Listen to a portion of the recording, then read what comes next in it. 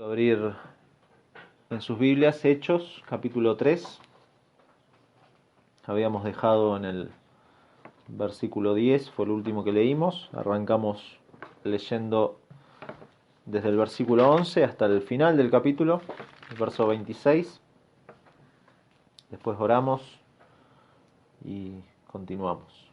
Dice versículo 11: y teniendo asidos a Pedro y a Juan, el cojo que había sido sanado, todo el pueblo, atónito, concurrió a ellos al pórtico que se llama de Salomón. Viendo esto, Pedro respondió al pueblo: varones israelitas, ¿por qué os maravilláis de esto? ¿O por qué ponéis los ojos en nosotros como si por nuestro poder o piedad hubiésemos hecho andar a éste? El Dios de Abraham, de Isaac y de Jacob, el Dios de nuestros padres, ha glorificado a su Hijo Jesús, a quien vosotros entregasteis y negasteis delante de Pilato, cuando éste había resuelto ponerle en libertad.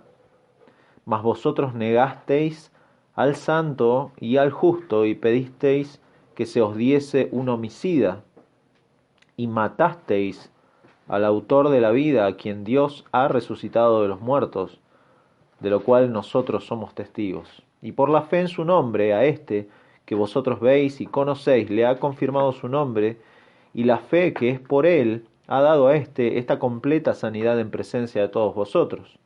Mas ahora, hermanos, sé que por la ignorancia lo habéis hecho, como también vuestros gobernantes. Pero Dios ha cumplido así lo que había antes anunciado por boca de todos sus profetas, que su Cristo había de padecer. Así que arrepentíos y convertíos para que sean borrados vuestros pecados, para que vengan de la presencia del Señor tiempos de refrigerio. Y Él envía a Jesucristo, que os fue antes anunciado, a quien de cierto es necesario que el cielo reciba hasta los tiempos de la restauración de todas las cosas, de que habló Dios por boca de sus santos profetas, que han sido desde tiempo antiguo. Porque Moisés dijo a los padres: el Señor vuestro Dios os levantará profeta de entre vuestros hermanos, como a mí. A él oiréis en todas las cosas que os hable. Y toda alma que no oiga a aquel profeta será desarraigada del pueblo. Y todos los profetas desde Samuel en adelante, cuantos han hablado, también han anunciado estos días.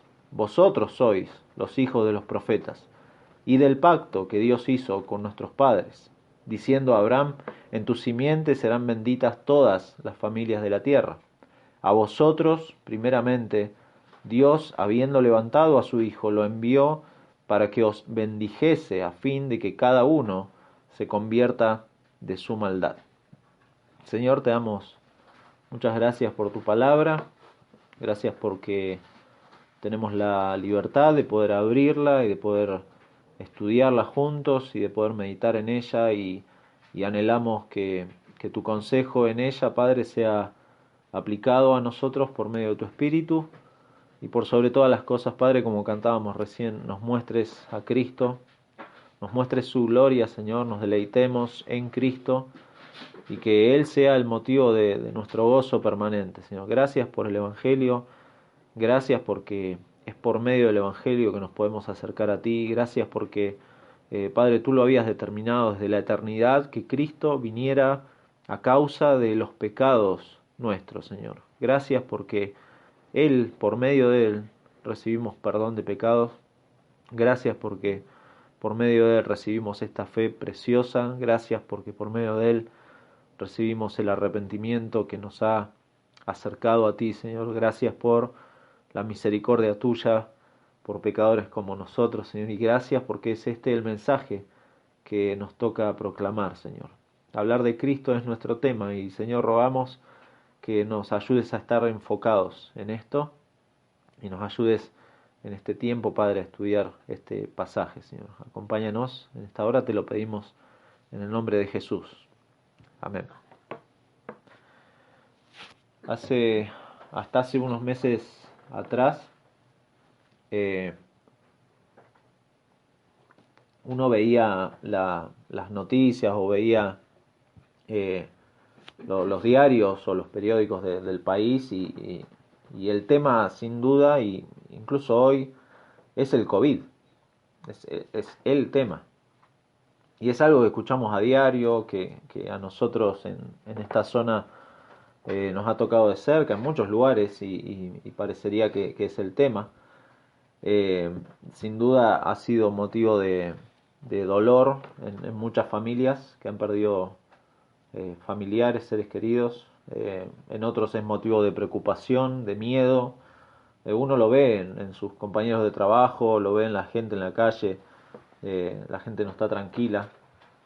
Pero no sé si lo han notado, cómo las noticias y los medios poco a poco desvían este tema para hablar de otras cosas. Eh, Comparado a la muerte misma, que significa esto, tratan temas de poca importancia, comparado, ¿no?, a lo que es el COVID. Así, los medios empiezan, por ejemplo, a enfocarse en el dólar, empiezan a enfocarse en las elecciones dentro de 2 años.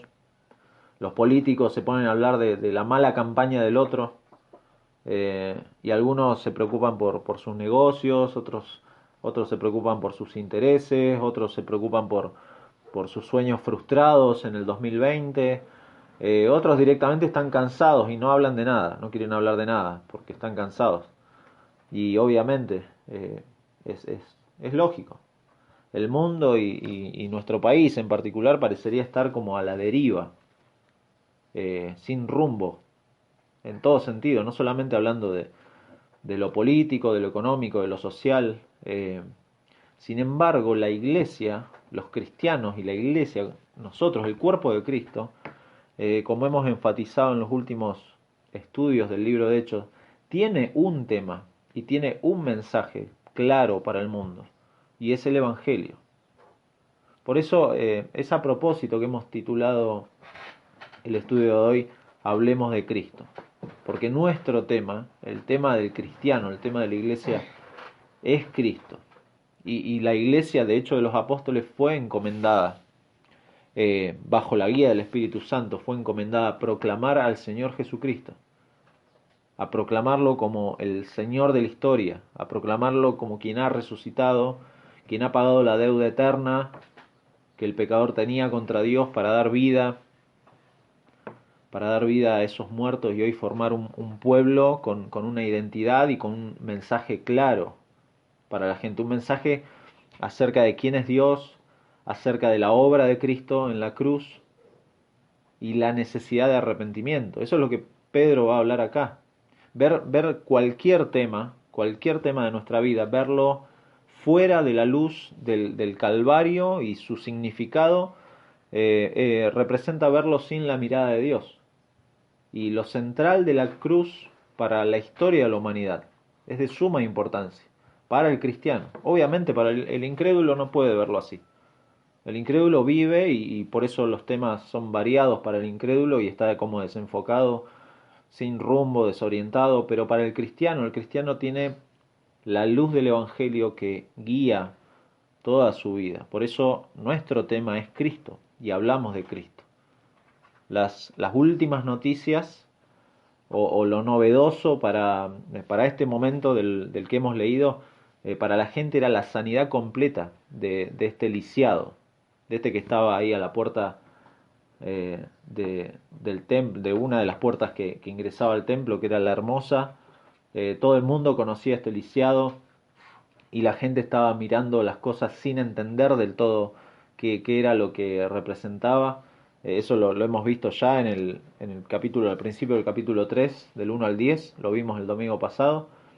Y luego de que Lucas nos describe brevemente la vida de la iglesia en esos primeros meses, capítulo 2, del 42 al 47, nos cuenta ahora de este milagro que va a servir como de disparador para el discurso que Pedro va a dar en el pórtico de Salomón. Pedro, de la misma forma que hizo su primer discurso, si lo recuerdan, Pedro fue movido a partir del milagro de hablar en lenguas que tuvieron los discípulos. Vino el Espíritu Santo sobre la iglesia, hablaron en lenguas y ese fue el disparador por el cual Pedro da su primer discurso.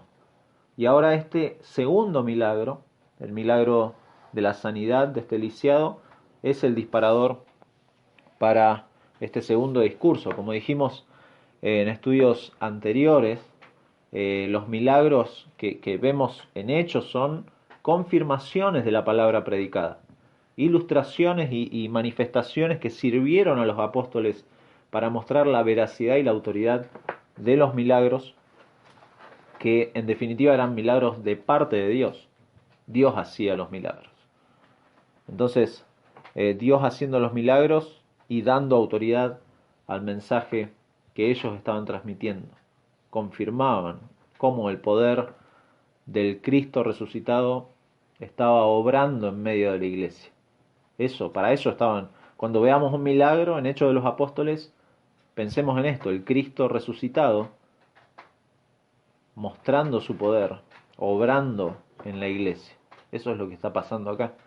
Y el pasaje que hoy nos toca estudiar, vamos a dividirlo en tres movimientos o escenas que son bien claras. Una es la reacción del pueblo y la aclaración de Pedro en el versículo 11 y 12. Vamos a ver la proclamación de la muerte y de la resurrección de Cristo del 13 al 16. Y vamos a ver la exhortación al arrepentimiento y a creer en la obra de Cristo, versículo 17 hasta el final, hasta el 26. En primer lugar, veamos la reacción del pueblo y la aclaración que Pedro tiene que hacerle al pueblo, ¿no? Dice versículo 11 de este capítulo 3: y teniendo asidos a Pedro y a Juan, el cojo que había sido sanado, todo el pueblo atónito concurrió a ellos al pórtico que se llama de Salomón. Viendo esto, Pedro respondió al pueblo: varones israelitas, ¿por qué os maravilláis de esto? ¿O por qué ponéis los ojos en nosotros, como si por nuestro poder o piedad hubiéramos hecho andar a este? Recordemos un poco lo que había pasado. Pedro y Juan habían subido al templo a la hora novena, a las 3 de la tarde, a la hora de la oración, y ocurrió la escena que vimos el domingo pasado del 1 al 10 acerca de la sanidad de este lisiado. Y ahora este hombre sanado entra con ellos al templo, entra saltando, entra alabando a Dios, y toda la gente lo ve y lo reconoce porque era un lisiado conocido, era alguien conocido ahí. Este hombre estuvo con Pedro y con Juan en el templo. Estuvo con ellos en ese tiempo de la oración, pues entraron para eso. Y ahora nos dice el pasaje, en versículo 11, los tenía asidos, estaba aferrado, estaba firme junto a Pedro y a Juan. Teniendo asidos da el sentido de cuando, por ejemplo, un niño se aferra a su madre, no por miedo, sino por el hecho de la seguridad que da a su sola presencia. La presencia de mamá al lado del niño es seguridad, y yo estoy tranquilo cuando estoy al lado de mi madre. Bueno, este hombre, toda su vida, imagínense toda su vida lisiado y tirado ahí pidiendo limosna, de golpe es sanado por el poder de Dios, por medio de estos hombres, de estos discípulos de Jesús. No se quiere soltar de ellos. Su vida ha cambiado porque ellos le dieron esta bendición de poder volver a caminar. Él se sentía seguro. Este hombre necesita estar firme junto a esos hombres, y salen de ese tiempo de adoración y ahora se dirigen, nos dice el pasaje, al pórtico de Salomón, que se encuentra en la parte oriental del atrio exterior, donde se juntaban, se entremezclaban los judíos que eran nativos, pero también los gentiles, prosélitos, que iban también al templo a adorar a Jehová. En ese lugar, los apóstoles y este hombre sanado, nos dice el pasaje, son seguidos por una multitud, la cual, si recordamos, estaba, nos dice el pasaje en el versículo 9 y 10, cuando dice: todo el pueblo le vio andar y alabar a Dios, y le reconocían, y más adelante dice: y se llenaron de asombro y espanto. Esa era la actitud del pueblo, y ahora nos dice que también el pueblo estaba atónito. Y la palabra atónito habla de un asombro que abruma, porque obviamente este lisiado no solo era reconocido, sino que ellos veían que era imposible que recibiera tal sanidad. Estaban descolocados. Y Pedro nota esa reacción. Fíjense en el pasaje, dice que Pedro viendo esto, viendo cómo estaba la gente y viendo que estaban poniendo en ellos los ojos. La reacción es lógica, es la reacción como cuando vemos, no sé si les ha pasado, cuando ven un truco de magia. Y no podés sacarle la ficha, no podés encontrarle la vuelta. Y te quedás como, decís, ¿qué pasó acá? ¿Qué hizo? ¿Qué es lo que hizo? Bueno, en este caso, ver un lisiado sanado completamente por estos hombres, realmente los había descolocado. Entonces, estos hombres van a poner el foco de atención en Pedro y en Juan, y obviamente también en el lisiado, que ahora estaba completamente sano. Pedro entonces les va a preguntar, ¿por qué os maravilláis de esto? ¿O por qué ponéis los ojos sobre nosotros como si por nuestro poder o piedad hubiésemos hecho andar a este? La incredulidad de la gente, y esto es muy interesante verlo, la incredulidad de la gente hace de un milagro un espectáculo. Es un show. ¿Por qué? Porque ellos se desenfocan realmente de quién es digno de ser alabado por este milagro. Incluso a nosotros nos pasa en lo ordinario, vemos milagros que no son adjudicados a Dios. Nos maravillamos, por ejemplo, de cosas de la naturaleza. A las personas les encanta ver el sol en el amanecer o en el atardecer. Se maravillan frente a paisajes imponentes. La gente viaja a lugares y gasta dinero, mucho dinero para ir a lugares imponentes. Pero, y acá la pregunta, ¿dan gloria a Dios? ¿Dan alabanza a Dios por todo eso? Y sinceramente no.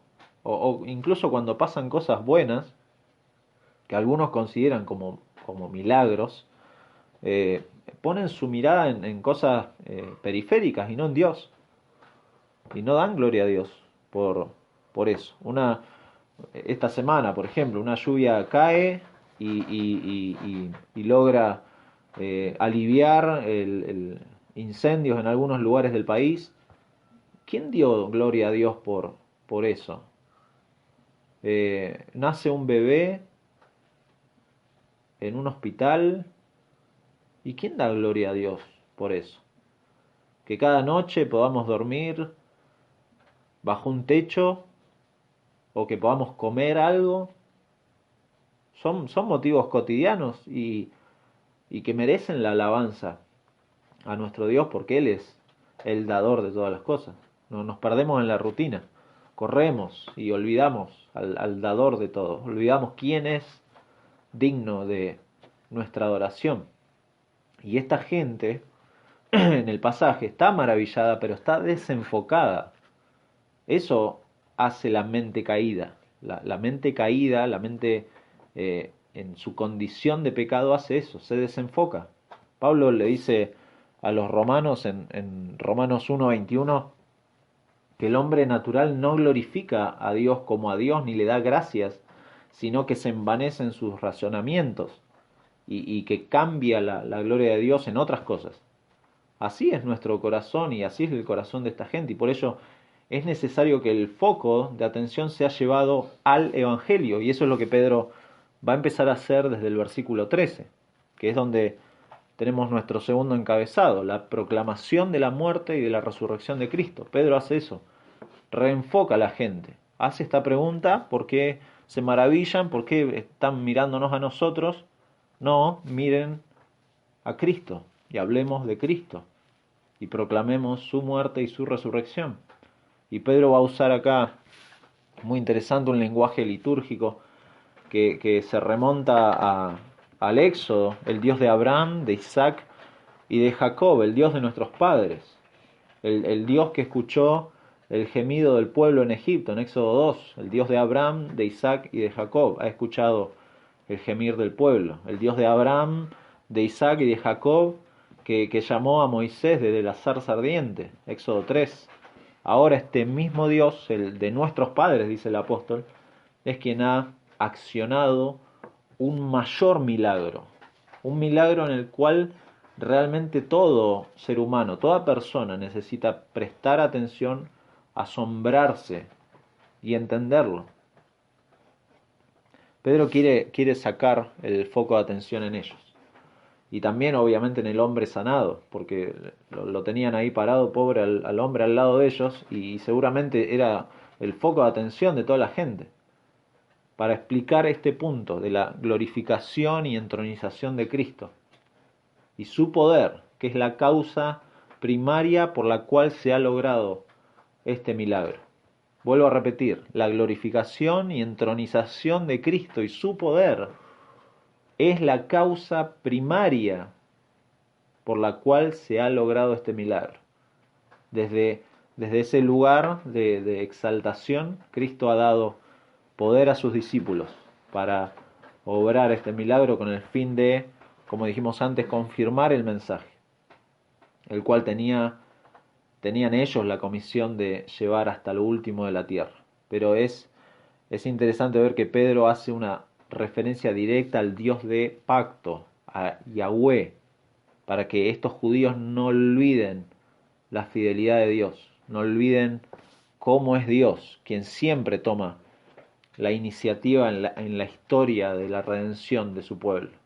Dios es el que toma la iniciativa. Nunca debemos pensar en la historia de la humanidad y en la historia de cada uno en particular. Nunca debemos pensar que somos nosotros los que nos movemos hacia Dios.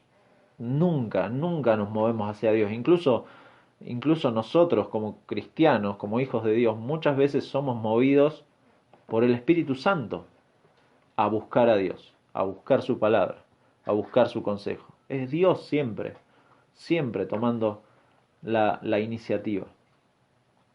Dice Romanos capítulo 3, versículo 10 y 11, citando el Salmo 14, que no hay justo, ni aun uno, no hay quien entienda. Y termina diciendo la frase, no hay quien busque a Dios. No existe eso de que, no, fulano de tal está buscando a Dios. No, es una mentira flagrante eso. No existe. Dios ha tomado la iniciativa, Dios ha glorificado a su Hijo Jesús, nos dice el pasaje. Y este término es interesante porque hace referencia, cuando dice su Hijo Jesús, no habla de una filiación padre-hijo. El término más bien habla de un siervo, y es muy interesante porque eso nos recuerda el pasaje en Isaías 52, versículos 13 al 15, y eso lo pueden seguir leyendo hasta el capítulo 53, conocido capítulo de Isaías, pero el 52, 13 al 15 dice aquí que mi siervo será prosperado, será engrandecido y exaltado y será puesto muy en alto. Como se asombraron de ti muchos, de tal manera fue desfigurado de los hombres su parecer, y su hermosura más que la de los hijos de los hombres. Así asombrará él a muchas naciones. Los reyes cerrarán ante él la boca, porque verán lo que nunca les fue contado, y entenderán lo que jamás habían oído. Y puede uno estudiar y seguir estudiando Isaías 53, y puede notar claramente la forma en que Dios ha exaltado a Cristo. Pablo en Filipenses capítulo 2, versículo 8 dice, y estando en la condición de hombre, hablando de Cristo, se humilló a sí mismo, haciéndose obediente hasta la muerte y muerte de cruz, por lo cual Dios también lo exaltó hasta lo sumo y le dio un nombre que es sobre todo nombre, para que en el nombre de Jesús se doble toda rodilla de los que están en el cielo y en la tierra y debajo de la tierra, y toda lengua confiese que Jesucristo es el Señor, para gloria de Dios el Padre. La curación de este hombre cojo de nacimiento es solamente una señal de cómo este siervo sufriente ha sido exaltado por Dios y tiene todo el poder, por el cual no solamente puede sanar, sino que puede traer de nuevo a la vida al pecador. Cristo, el Cristo exaltado, es nuestra expiación, es nuestro sustituto de la deuda eterna que teníamos delante de Dios. Y ahora está exaltado a la diestra del Padre por medio de la resurrección y justifica a quienes en arrepentimiento y fe se acercan a Él. Este Cristo es quien ha logrado. Eso es lo que está diciendo Pedro. Este Cristo es el que ha logrado esta sanidad. No fuimos nosotros, no fue porque no tenemos poder, no tenemos el poder. Y tampoco fue nuestra piedad, dice Pedro. Como si la sola invocación de la frase en el nombre de Jesús resultara en esto. No, fue el Cristo exaltado. Y por eso venimos a hablarle de este Cristo exaltado que Dios ha exaltado por medio de la resurrección. Esta glorificación de Jesús contrasta, y fíjense, la segunda parte del versículo 13, contrasta con el rechazo de Jesús, a quien vosotros entregasteis y negasteis delante de Pilato, cuando éste había resuelto ponerle en libertad. Ellos lo habían entregado y negado delante de Pilato. Son verbos muy fuertes, activos y enfáticos acerca de la acción del pueblo hacia Jesús. Pedro va a cargar totalmente la responsabilidad y es una acusación abierta, como vimos en el primer discurso de Pedro. Pedro no se anda con vueltas y es muy directo en lo que dice. Y ya lo hemos dicho en el primer discurso de Pedro. El mensaje de los apóstoles no solamente contrasta en claridad con mucha de la predicación actual, sino que contrasta con el hecho de ser confrontativos con aquellos que son enemigos de Dios y que dan las espaldas a Cristo. De hecho, el sentido de la palabra negasteis es ese. Ustedes le dieron la espalda a Dios, le dieron la espalda a Cristo. Y eso, si uno lee Lucas 23, que es el pasaje en donde se describe la entrega de Cristo a la cruz, se pueden dar cuenta de que obviamente el pueblo dio la espalda y no quiso saber nada. Y fíjense, versículo 14 repite de nuevo, y es enfático en el mensaje: vosotros negasteis al santo y al justo. Ustedes lo negaron. Ustedes, al que era santo y justo. Y fíjense el contraste. Y pedisteis que se os diese un homicida. En forma irónica, el pueblo elige al homicida antes que al santo y justo. Es tremendo, y la connotación de esto es fuerte porque solamente Cristo se dedicó sin reserva a hacer la voluntad de Dios. Él fue santo como Dios es santo, y Él cumplió toda justicia para hacer el sacrificio perfecto. Eligieron a Barrabás, al homicida, en lugar de al santo y justo, y dice después: y matasteis al autor de la vida. Pidieron que se le salvara la vida a un homicida para matar al autor de la vida. Pidieron a Barrabás, que había matado gente, y mataron al autor de la vida. Ustedes hicieron esto. Se dan cuenta cómo Pedro los está acusando, y es fuerte lo que les está diciendo. Ustedes pidieron a un asesino en lugar de al autor de la vida. Pero Dios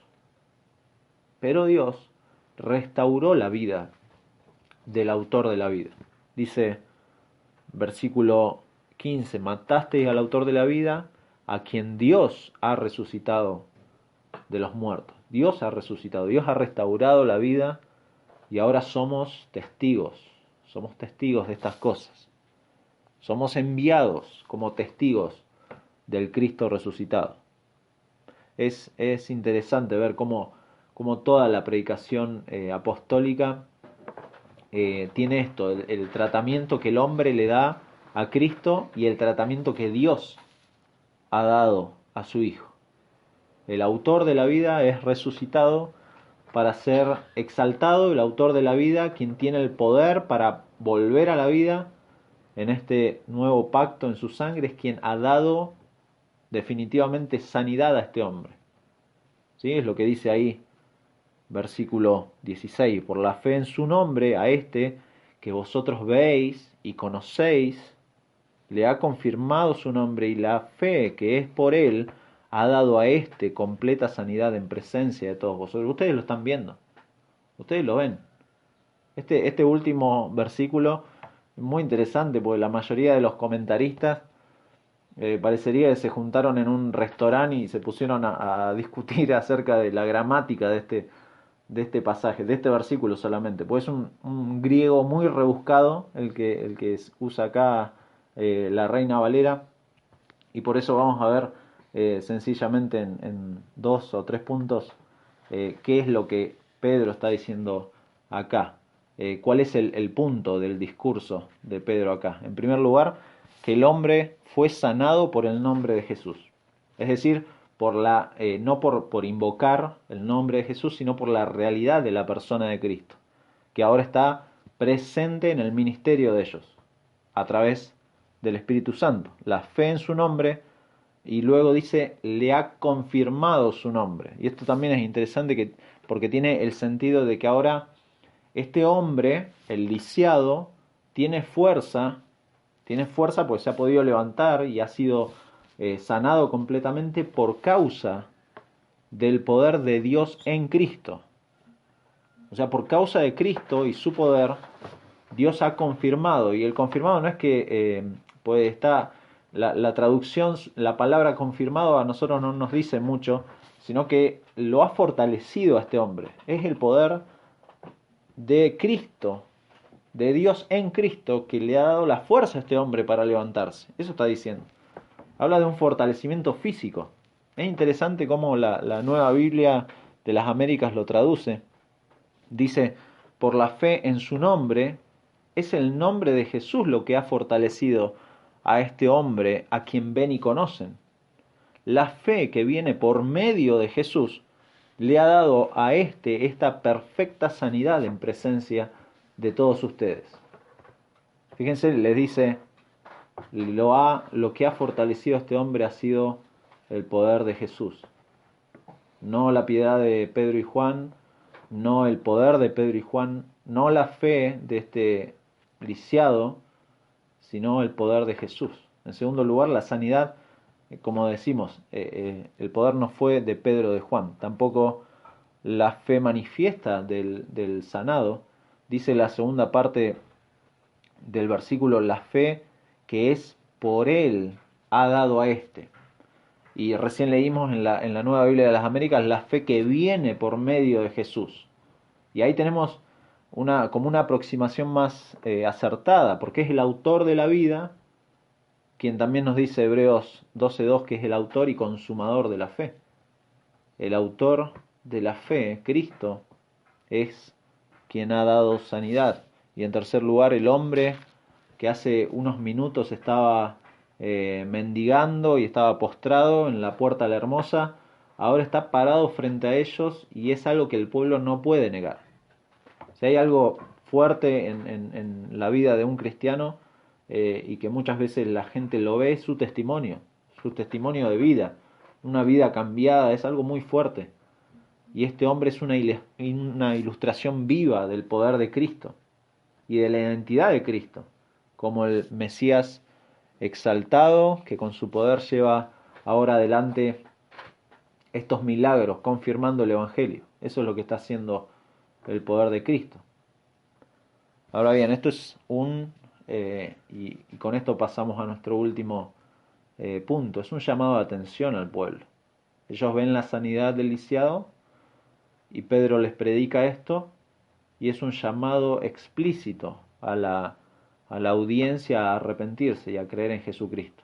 Eso es lo que vamos a ver en los versículos siguientes, la exhortación al arrepentimiento y a creer en la obra de Cristo.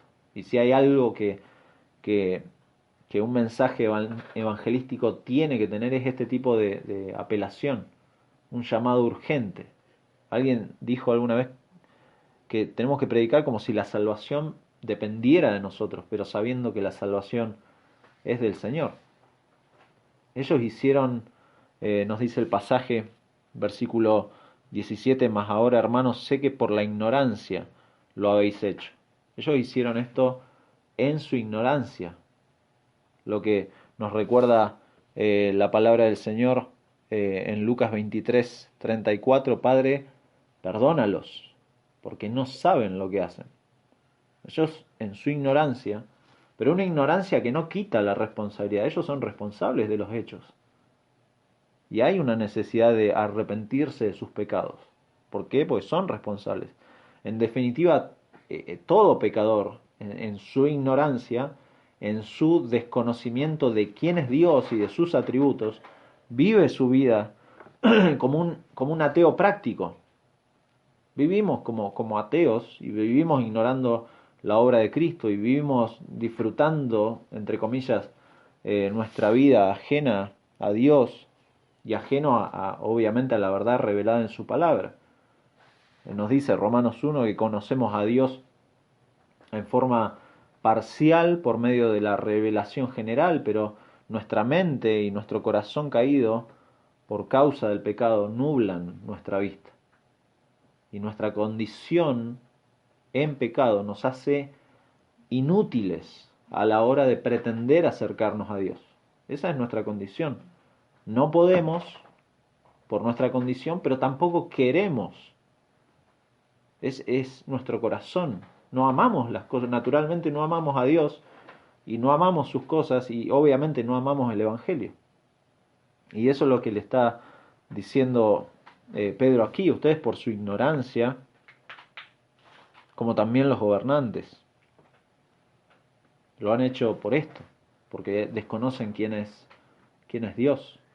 Y a pesar de nuestra ignorancia, a pesar de nuestra rebeldía, Dios de nuevo toma la iniciativa y cumple su palabra y cumple las profecías acerca de Cristo. Eso es lo que nos dice cómo en su soberanía Dios estaba cumpliendo sus planes. Capítulo 2, versículo 22 dice: varones israelitas, oíd estas palabras. Jesús Nazareno, varón aprobado por Dios entre vosotros, con las maravillas, prodigios y señales que Dios hizo entre vosotros por medio de él, como vosotros mismos sabéis, a éste, entregado por el determinado consejo y anticipado conocimiento de Dios, prendisteis y matasteis por mano de inicuos, crucificándole. Dios en su soberanía, nos dice acá el versículo 18, Dios ha cumplido así lo que había antes anunciado por boca de todos sus profetas, que su Cristo había de padecer. Si leyeron en la cronológica Mateo y pudieron notar las referencias a las profecías, es muy claro cómo Dios está cumpliendo en Cristo todas las cosas. Y como se ha visto ya en Hechos, se está cumpliendo delante también de ellos todo lo que corresponde a lo último, a las últimas cosas. Lo que Dios ha anunciado en las Escrituras, todos los tiempos finales. Entonces, ante la inminencia de estas cosas y ante todo lo que está pasando y lo que ellos están viendo, versículo 19 dice: así que arrepentíos y convertíos. Arrepentíos y convertíos para que sean borrados vuestros pecados, para que venga de la presencia del Señor tiempos de refrigerio. Ambos verbos ahí, arrepentíos y convertíos, no son sugerencias. Pedro acá no les está diciendo, bueno, es por la ignorancia de ustedes, pero bueno, yo les aconsejo que lean la Biblia, que se acerquen a una sinagoga, que se reúnan con hermanos y que crezcan en su fe. No, Pedro les está diciendo: arrepiéntanse y vuélvanse a Dios. La palabra conviértanse o convertíos habla de eso: vuélvanse a Dios. No son sugerencias, no son opciones para los que están escuchando esto. No, les está diciendo que no hay alternativas para esta demanda del Evangelio. El Evangelio demanda arrepentimiento del pecador. Y si algo, siempre lo decimos, si algo ha fallado en los púlpitos en estas últimas décadas, podríamos decir, o este último siglo, es el hecho de que faltan estos imperativos. faltan. Este llamado al arrepentimiento y a volverse a Dios faltan. Y por ende, obviamente, la práctica de la vida cristiana son reflejo de que estos imperativos están ausentes. Están ausentes porque nuestra vida es una vida de arrepentimiento. Permanentemente tenemos que estar volviendo a Dios, confesando a Dios. Ahora los mensajes, si se ponen a escuchar mensajes, son más bien mensajes terapéuticos. Mensaje como que está todo bien y Dios quiere lo mejor para tu vida y tiene planes maravillosos. Y es todo terapéutico y también se refleja esto en nuestras relaciones, en lo cotidiano, en donde estamos quizá más preocupados en caer bien con la gente, en ser tolerantes, en no usar términos que no son populares, en que está todo bien, Dios te ama, sonríe, Dios te ama, y todas esas cosas, en lugar de hacer lo que está haciendo Pedro acá, un llamado al arrepentimiento, lo cual implica que Pedro ha acusado al oyente de su pecado por medio de la palabra. Lo ha acusado de su condición ante Dios y lo llama a volverse a Dios, a convertirse, a rendirse ante el Señor y a clamar por misericordia de un Dios justo que en su justicia debe dar una paga del pecado. ¿Para qué? Para que sean borrados esos pecados. Y dice, y vengan de la presencia del Señor tiempos de refrigerio, un alivio espiritual que un alma condenada puede tener solamente por medio de Cristo, quien por medio de su sacrificio, como dijimos antes, el pecador puede recibir perdón de pecados o que sus pecados sean borrados, como dice acá el pasaje. Dios ha designado desde la eternidad a Cristo, Dios ha exaltado a Cristo sobre todo, y es a Él a quien vamos a dar cuenta. Cualquier persona, toda rodilla se va a doblar ante Él. Y Él es la bendición en mayúscula. Es la personificación de la paz con Dios, nuestro Señor Jesucristo. Porque habrá, nos dice ahí el pasaje, un tiempo futuro, dice que vengan de la presencia del Señor tiempos de refrigerio, y Él envía a Jesucristo que fue antes anunciado, a quien de cierto es necesario que el cielo reciba hasta los tiempos de la restauración de todas las cosas. Hay un tiempo futuro en donde todas las cosas van a ser restauradas, en donde el mal finalmente va a ser juzgado y donde los enemigos de Dios van a recibir un juicio justo. Eso va a pasar e investido de gloria junto al Padre, Cristo está, si bien ausente físicamente en la tierra, pero está preparando morada para los suyos y pronto va a consumar todo esto. Y el sentido de lo que representa la restauración de todas las cosas, podemos notarlo claramente ahí en el pasaje, de qué es esto, de restaurar. Son cosas que Dios ha hablado, nos dice el pasaje, desde la antigüedad, por boca de sus santos profetas, que han sido desde tiempo antiguo, pero no necesariamente está hablando de eventos futuros a nosotros, de la segunda venida de Cristo, sino más bien está hablando de cosas que ya están viviendo y que forman parte del desenlace de la historia redentora. Ellos ya están viendo resultados de la exaltación de Cristo.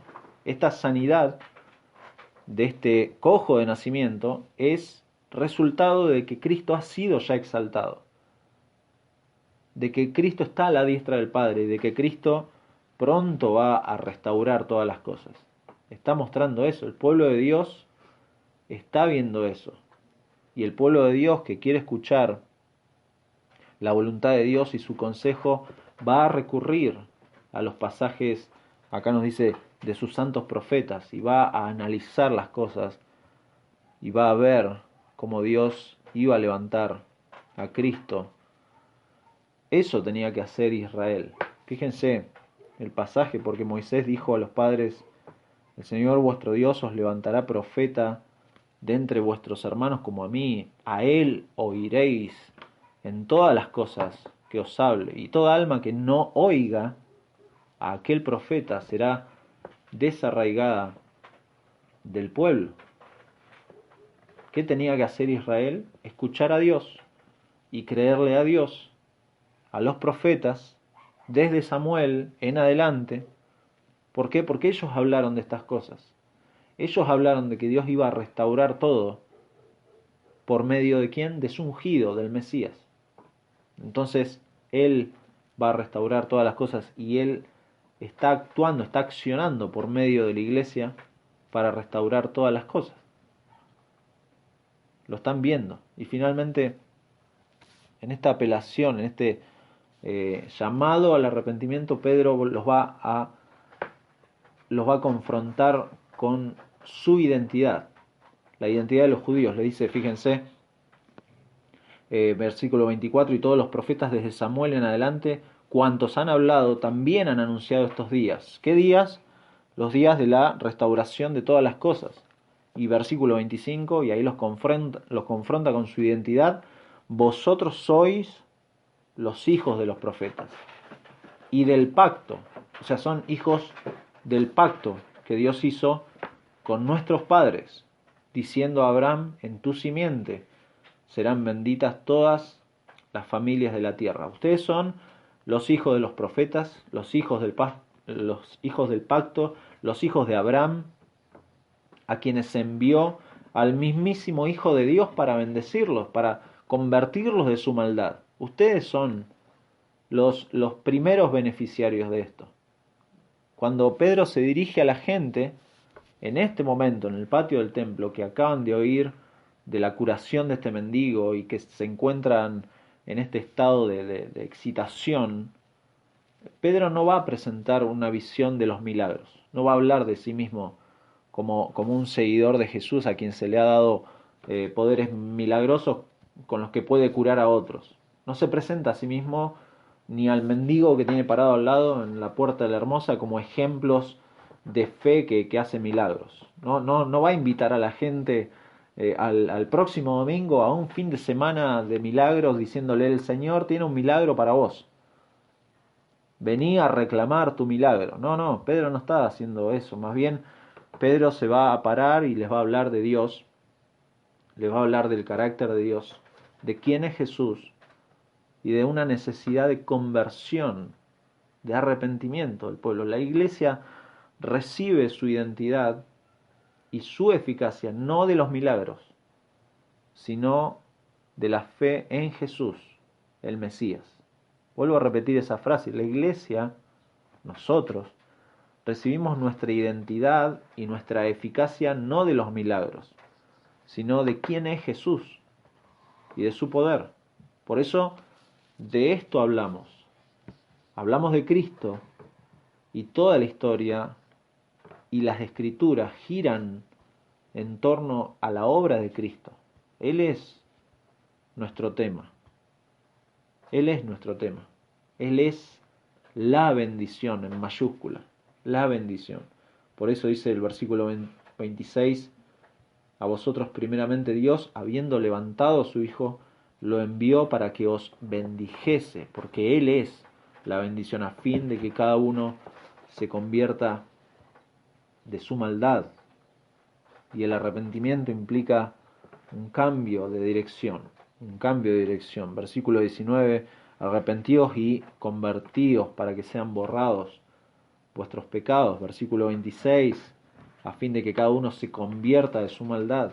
Implica fe en Jesús, fe que es reconocer quién es Jesús como el siervo de Dios, como el santo y justo.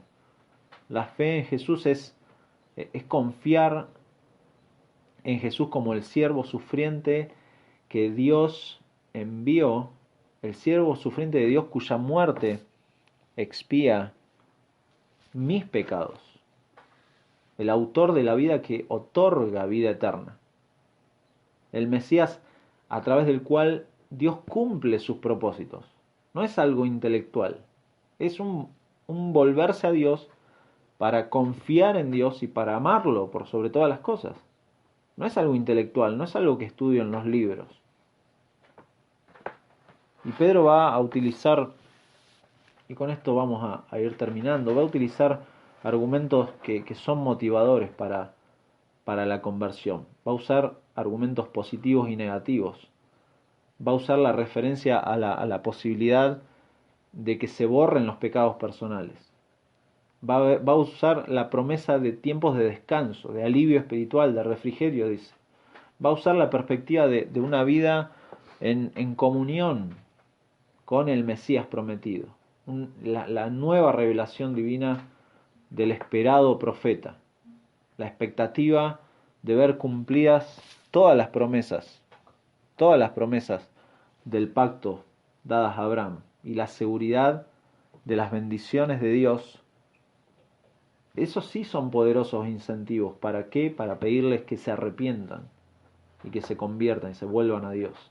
En particular al pueblo judío. Hay una amenaza de juicio, sí. Pedro lo dice, versículo 23, y toda alma que no oiga a aquel profeta será desarraigada del pueblo. Hay una advertencia que la gente debe ver y debe pensar y debe reevaluar su posición delante de Dios. Y al mismo tiempo la conversión es el resultado de la intervención de Dios mismo. Dios mismo. Dios, versículo 26, Dios habiendo levantado a su Hijo. Dios levantó a su Hijo. Por esto hablamos de Cristo. Cristo es nuestro tema y todas las cosas están vistas por el cristiano por medio de la lente del Evangelio. No podemos ver las cosas a través de otra cosa que no sea el Evangelio, porque el Evangelio nos define quién es Dios, cuál es la condición del hombre y su necesidad de arrepentimiento y fe para volverse a Dios. Vamos a terminar leyendo un pasaje y luego oramos. Primera de Pedro, capítulo 2. Este Pedro que ha dado este discurso, este Pedro que realmente fue cambiado por el poder de Dios, ahora le escribe a la iglesia, le escribe acerca de la esperanza viva que tienen en Cristo, que nos hizo renacer para una esperanza viva. Les dice 1:8, a quien amáis sin haberle visto, en quien creyendo, aunque ahora no lo veáis, os alegráis con gozo inefable y glorioso. Y más adelante, versículo 11, hablando de los profetas, versículo 10, que profetizaron de la gracia destinada a vosotros, inquirieron y diligentemente indagaron acerca de esta salvación, escudriñando qué persona y qué tiempo indicaba el Espíritu de Cristo que estaba en ellos, el cual anunciaba de antemano los sufrimientos de Cristo y las glorias que vendrían tras ellos. Pero fíjense más adelante, una exhortación a la iglesia, capítulo 2, desechando pues toda malicia, todo engaño, hipocresía, envidias y todas detracciones, desead como niños recién nacidos la leche espiritual no adulterada, para que por ella crezcáis para salvación, si es que habéis gustado la benignidad del Señor, acercándoos a Él, a Cristo, piedra viva, desechada ciertamente por los hombres, mas para Dios escogida y preciosa. Vosotros también, como piedras vivas, sed edificados como casa espiritual y sacerdocio santo, para ofrecer sacrificios espirituales aceptables a Dios por medio de Jesucristo. Por lo cual también contiene la escritura: he aquí pongo en Sión la principal piedra del ángulo, escogida, preciosa, y el que creyere en él no será avergonzado. Para vosotros, pues, los que creéis, él es precioso, pero para los que no creen, la piedra que los edificadores desecharon ha venido a ser la cabeza del ángulo y piedra de tropiezo y roca que hace caer, porque tropiezan en la palabra, siendo desobedientes, a lo cual fueron también destinados. Pedro, años después, escribe esta carta a la iglesia y si se han dado cuenta de algo, Pedro no ha cambiado su mensaje. Pedro no ha cambiado su mensaje, no ha modificado según los tiempos el mensaje, no. Pedro sigue hablando de Cristo, la principal piedra del ángulo, escogida y preciosa. Y una verdad, y me encanta cómo termina el versículo 6, y el que en él creyere no será avergonzado. ¿Por qué? Porque hay una seguridad cierta en el cristiano de que ha sido Dios, por medio de Cristo, por el poder de Cristo, que ha sido vuelto a la vida. No ha sido por nuestro poder, no ha sido por nuestra piedad. Por eso hablamos de lo único que tenemos que hablar, y es de Cristo. Esto es la verdad que tenía Pedro arraigado en su corazón, y esto era de lo que hablaba. Por eso lo importante no es este hombre que gracias a Dios ha sido sanado y damos gloria a Dios, sino que lo importante es este mensaje: Cristo, el enviado de Dios que ha cumplido todas las cosas y que nos sostiene. De Él hablamos, no hay otro tema. No hay otro tema para la iglesia. Vamos a orar. Señor, gracias por tu palabra y gracias por tu evangelio. Rogamos, Señor, que nos ayudes a tener presente cuál es nuestro mensaje, Señor, porque necesitamos que permanentemente, en lo diario, en nuestra rutina, Señor, recuérdanos el evangelio para vivirlo, para transmitirlo, para enseñarlo. El evangelio es nuestro tema porque es el tema que nos ha vuelto a la vida. La persona del Señor Jesucristo es lo que nos ha dado vida y necesitamos recordarlo en nuestras casas, necesitamos recordarlo en el trabajo, en nuestros estudios, en cada cosa cotidiana que hacemos. Necesitamos recordar que este es el mensaje, Señor. Este es el mensaje que necesitamos para vivir vidas que te agraden, Señor, porque al recordarnos el Evangelio, Señor, recordamos que no ha sido por nuestras obras, que ha sido por tu poder, que hoy podemos disfrutar de la bendición más grande, que es el hecho de tener a Cristo en nuestras vidas. Señor, gracias por tu Evangelio, gracias por tu palabra, porque nos habla de Cristo, gracias por tu Espíritu Santo, porque nos habla de Cristo, gracias por tu iglesia, porque tu iglesia es reflejo del Evangelio. Señor, gracias por nuestros matrimonios, porque son reflejo del Evangelio. Gracias por cada una de las personas, Señor, porque nos recuerdan el Evangelio. ¿Por qué? Porque si es un hijo tuyo, nos recuerda el Evangelio, y si no es un hijo tuyo, también nos recuerda el Evangelio y la gloria tuya, y nos recuerda que estás pronto a venir para dar un desenlace glorioso, Señor, y en la eternidad seguiremos recordando tu Evangelio. ¿Por qué? Porque veremos al Cordero inmolado por causa de nuestros pecados. Señor, gracias por este tiempo, gracias por tu palabra. Rogamos por cada uno de los hermanos que hoy se han conectado y rogamos también por los que no han podido. Señor, que tú los cuides, los sostengas, Señor, porque también eso nos recuerda tu Evangelio, que de principio a fin la salvación es tuya y de principio a fin tú preservas a tus hijos, Señor. Gracias por tu amor por medio de Cristo y gracias porque tú has derramado tu amor en nuestros corazones para ahora amar tus cosas y amar a tu Hijo, al Señor Jesucristo, Señor. Recuérdanos tu Evangelio esta semana, te lo rogamos en el nombre de Jesús. Amén.